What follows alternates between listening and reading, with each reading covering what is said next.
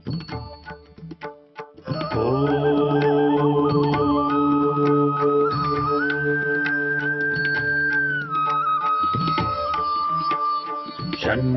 मित्रः शं वरुणः शन्नो भवत्वर्यमा शन्न इन्द्रो बृहस्पतिः शन्नो विष्णुरुक्रमः ॐ शान्ति शान्ति शान्तिः।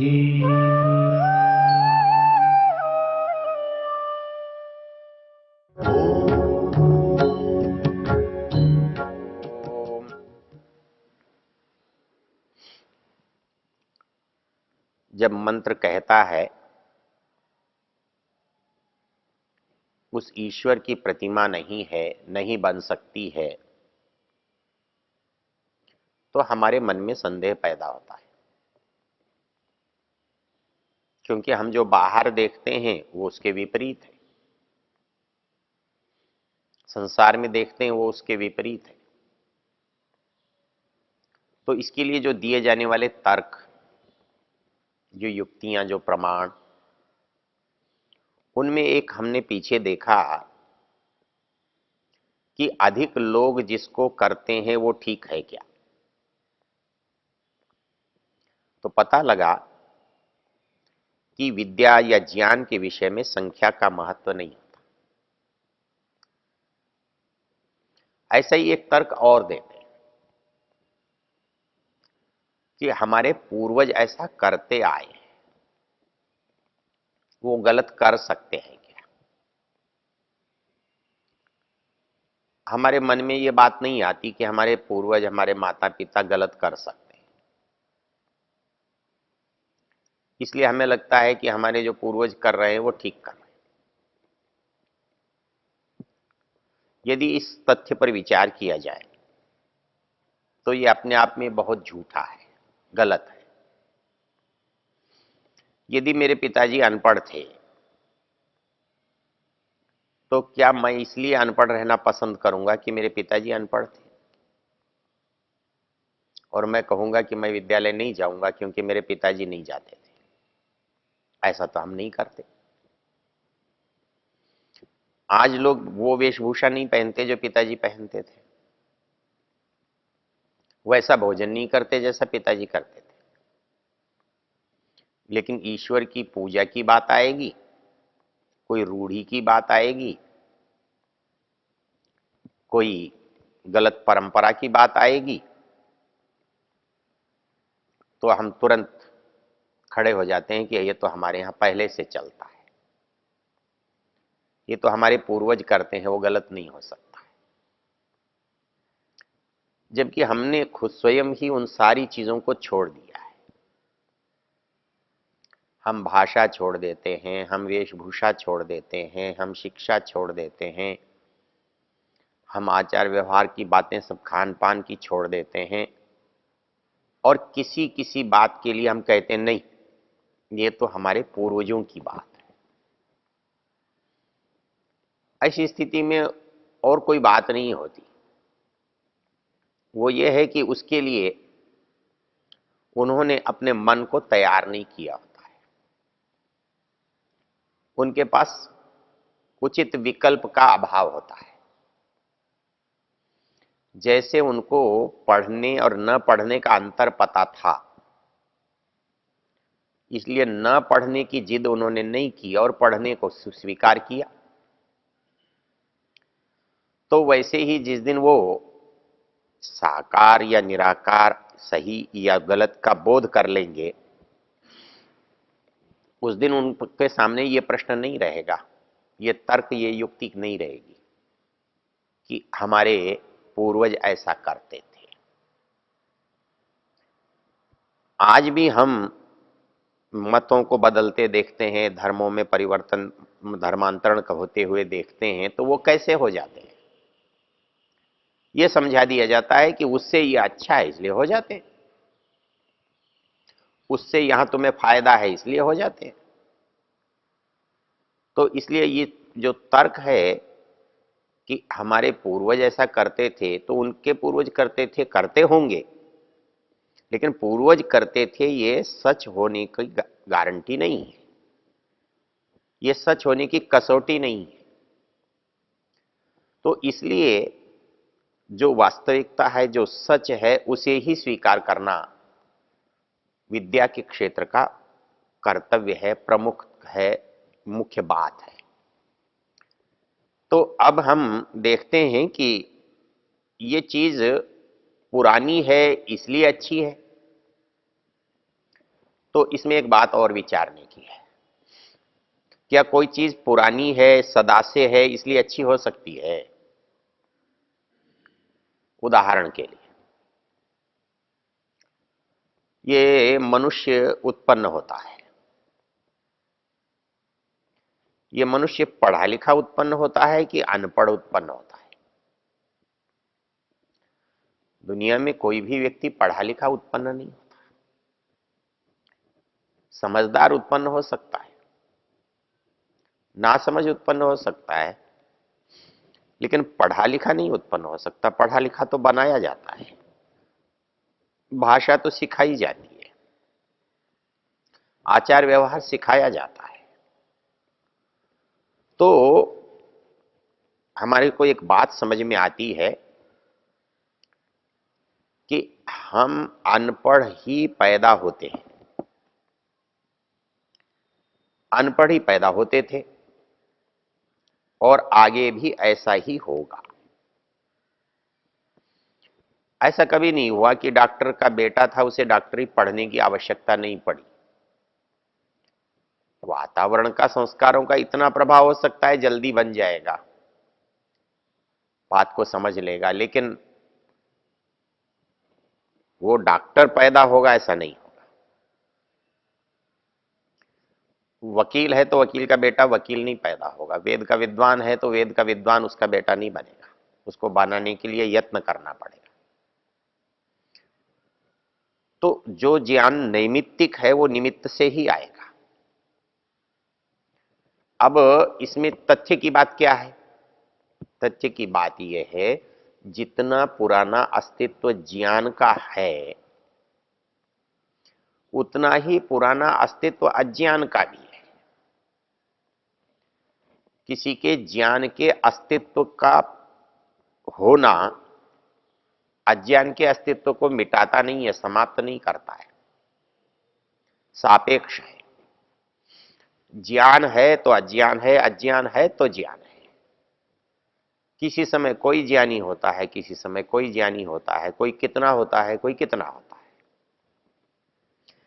तो इसलिए ये समझना कि कोई चीज कभी नहीं रही होगी, ये संभव नहीं है, ये उचित नहीं है, ये घटित नहीं होता है। अच्छाई और बुराई, पाप और पुण्य, सच और झूठ सदा ही रहे हैं और सदा ही रहेंगे, आज भी है। लेकिन एक निश्चित बात यह है कि वो सदा है, इसलिए स्वीकार्य क्या है? सच भी सदा है और झूठ भी सदा से है। तो आपको स्वीकार्य क्या है? झूठ सदा से है इसलिए स्वीकार्य है? पाप सदा से है इसलिए क्या स्वीकार्य है? दुख सदा से है क्या इसलिए स्वीकार्य है? ऐसा नहीं हो सकता। कोई तर्क सदा से है इसलिए स्वीकार्य नहीं हो सकता। इसलिए ईश्वर का ज्ञान और ईश्वर का अज्ञान दोनों ही सदा से है। ईश्वर के जानने वाले और ईश्वर के न जानने वाले, आत्मा को पहचानने वाले और आत्मा को नहीं पहचानने वाले, यहां सदा से है। तो इसलिए कोई चीज पुरानी है, सदा से है, होती रही है, इसलिए स्वीकार्य नहीं हो सकती। इसलिए वो स्वीकार्य करें कि आप पहले लोग करते हैं, माता पिता करते हैं, आदिकाल से हो रहा है, ऐसा स्वीकार्य नहीं होता। स्वीकार्य के लिए, ज्ञान के लिए, सत्य के लिए एक ही कसौटी है, वो सुख देने वाला होना चाहिए, वो अपने को हल्का करने वाला होना चाहिए, वो अपने को आनंदित करने वाला होना चाहिए। अज्ञान में और ज्ञान में जो सबसे बड़ा अंतर है, ऋषि दयानंद एक जगह लिखते हैं कि संसार के जितने भी सुख हैं, हम जिन भी वस्तुओं से सुख मानते हैं, यदि उन सारी वस्तुओं को हम सुख के लिए इकट्ठा कर लें तो उनका कहना है कि ये सारा सुख विद्या से प्राप्त होने वाले सुख के सामने एक तिल भर भी नहीं है, हजारवां हिस्सा भी नहीं है, थोड़ा सा भी नहीं है। तो ज्ञान जो है वो सुख की पराकाष्ठा है। ज्ञान से, सत्य से आदमी सुखी होता है। वो ईश्वर के सत्य स्वरूप को पाकर सुखी होता है। ईश्वर के सत्य स्वरूप को न पाने से वो दुखी होता है। यही उसकी कसौटी है। तो इस दृष्टि से जब हम विचार करते हैं तो ये जो तर्क हमारे सामने आए कि बहुत लोग इसको मानते और करते हैं, इसलिए इसको ठीक मान लेना चाहिए, ये बात भी गलत है। और बहुत समय से, पुराने समय से, आदि काल से ये होती रही है इसलिए ठीक है, ये भी गलत है। इस संसार में सत्य असत्य, ज्ञान अज्ञान, विद्या अविद्या, सुख दुख, उचित अनुचित सदा से रहे हैं और सदा ही रहेंगे। तो इसलिए हमारा प्रयत्न होना चाहिए, जो उचित है, जो सत्य है, जो वास्तविक है, वो ठीक है, वही सुख का कारण होता है। इसलिए ये तर्क मान्य नहीं है, स्वीकार्य नहीं है कि इसको बहुत लोग करते हैं या इसको बहुत समय से किया जाता है। आपसे निवेदन किया कि जो किया जा रहा है अवश्य किसी आवश्यकता की पूर्ति के लिए किया जा रहा है, और उससे आवश्यकता की पूर्ति किसी अंश में हो रही है तभी वो किया जा रहा है। तो इसलिए जब तक वो आवश्यकता की पूर्ति है तब तक आप उसे कर सकते हैं, करते हैं। लेकिन जिस क्षण आपको जो श्रेष्ठ है, जो अच्छा है, जो सही है, उसका पता लग जाए, वो मिल जाए, क्या तब भी आप इसको स्वीकार करेंगे? ऐसा नहीं होता। सत्य की विशेषता है, जिस समय सत्य का स्वरूप हमारे सामने आता है, असत्य की उपस्थिति नहीं होती। जैसे प्रकाश है, इस प्रकाश के रहते अंधकार का रहना संभव नहीं है। वैसे ही ज्ञान की उपस्थिति में अज्ञान का रहना संभव नहीं है। इसलिए जिस क्षण हमें ज्ञान होता है, प्रकाश होता है, सुख होता है, उस समय दुख की समाप्ति हो जाती है, अंधकार की समाप्ति हो जाती है। तो उसके अंदर जो हमारी जिज्ञासा है वो बनी रहती है। हम तब तक उसके साथ जुड़े रहते हैं जब तक उससे बेहतर हमें नहीं मिलता है। यहां हम इस बात पर और भी विचार कर सकते हैं कि जो व्यक्ति साकार उपासना से वो सुखी है, वो कैसे सुखी है? वो इस तरह से सुखी है, वो समर्पण से सुखी है, वो आशा से सुखी है, वो अपने दुखों को कह देने से सुखी है, सहारे के मिल जाने से सुखी है। तो आलंबन मिल जाए यदि को किसी को जीवन में, तो वो आलंबन चाहे झूठा भी हो, चाहे कमजोर भी हो, तब भी उसका काम चल जाता है। वास्तविक और अच्छा और पूरा हो तो कहना ही क्या है। ईश्वर का नाम जो है वो अवलंबन है, आप यदि किसी दूसरे नाम से भी उसे पुकार रहे हैं, लेकिन पुकार तो सहारे के लिए ही रहे हैं, उसको सहारा मानकर ही पुकार रहे हैं, उसके अंदर आप सहारे की भावना करके पुकार रहे हैं। इसलिए आपकी जो मानसिकता है उतना परिवर्तन आप में होगा। वो वास्तविकता से उसका क्या संबंध होगा वो तो आपको तब पता लगेगा जब उसकी वास्तविकता का आपको भी पता हो। नहीं तो आप राम राम राम राम जप रहे हैं या खुदा खुदा कर रहे हैं, इससे खुदा पर क्या प्रभाव पड़ने वाला है या राम पर क्या प्रभाव पड़ने वाला है ये एक अलग चीज है। लेकिन आपने जिस इच्छा से किया है उसके अनुसार आपके मन पर क्या प्रभाव पड़ रहा है, आप उसे एक आश्रय के रूप में, एक अवलंबन के रूप में, एक सहारे के रूप में देख रहे हैं। और जब तक आपको यह कल्पना में रहेगा कि यह मेरा सहारा है, तब तक आपको वो चीज सुख देगी। कितनी मात्रा में देगी, कितने समय देगी, वो एक अलग बात है। लेकिन जब तक आपके मन में यह रहेगा इससे मुझे सुख मिलेगा या इससे सुख मिल रहा है, तब तक मैं उससे हटता नहीं, उससे दूर नहीं होता। तो इस दृष्टि से हम जो भी सहारा लेते हैं वो सहारा हमारे लिए होना चाहिए। और वो बेहतर क्या हो सकता है, इसके लिए एक कठोपनिषद ने एक बड़ी सुंदर पंक्ति कही है, एतद आलम्बनम श्रेष्ठम,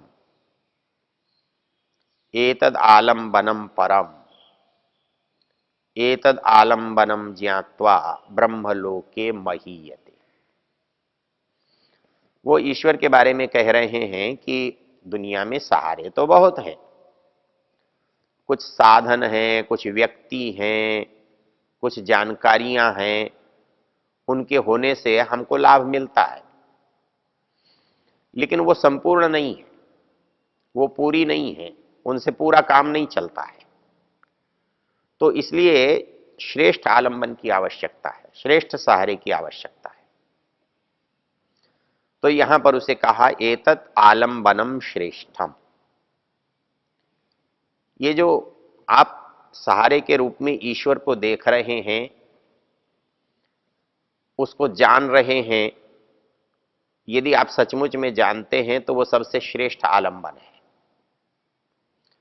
एतत् आलंबनम परम, ये आखिरी आलंबन है, अंतिम सहारा है, इससे आगे कोई सहारा नहीं होता है।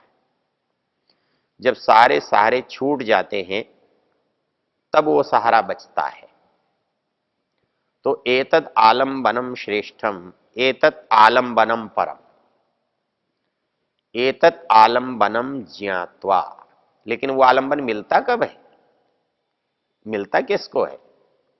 अरे जब तक मुझे मेरा उसका परिचय न हो, मेरी उसकी जानकारी न हो, मेरी उसकी पहुंच न हो, तब तक मैं उस आलंबन का न साथ ले सकता हूं, न सहयोग ले सकता हूं, न लाभ ले सकता हूं। इसलिए उस आलंबनों को जानना समझना ही सबसे बड़ी योग्यता है। ओ